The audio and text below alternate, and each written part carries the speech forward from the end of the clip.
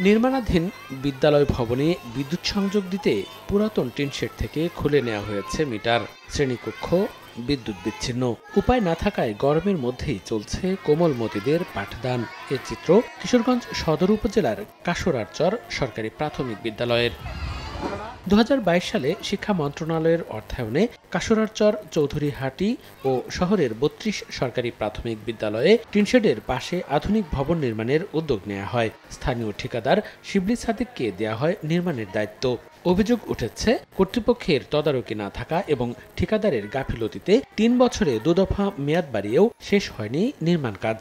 রয়েছে নিম্নমানের সামগ্রী ব্যবহারের অভিযোগও। দীর্ঘদিন কাজ ফেলে রাখায় ব্যাহত হচ্ছে শিক্ষা কার্যক্রম। শিক্ষক সহ বাচ্চারা খুব গরমে খুব স্বস্তি ভোগ করছে, মানে ক্লাস করাইতে খুব কষ্ট বোধ হচ্ছে। পানি নাই, বিদ্যুৎ নাই, অনেক কষ্টে আছি আমরা। কর্তৃপক্ষকে আমি বারবার জানাচ্ছি, ইঞ্জিনিয়ার অফিসে আমি যোগাযোগ করতেছি, কিন্তু কেউ ওনার সাথে পারতেছে না।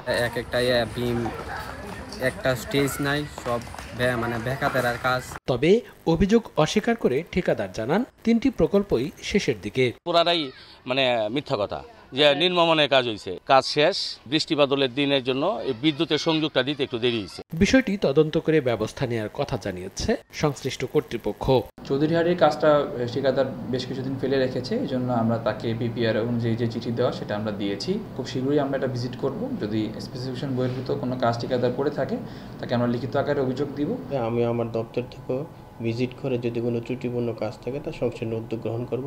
3 তলা বিশিষ্ট 3টি সরকারি প্রাথমিক বিদ্যালয়ের নতুন ভবন নির্মাণে খরচ হচ্ছে 3 কোটি 30 লাখ টাকা।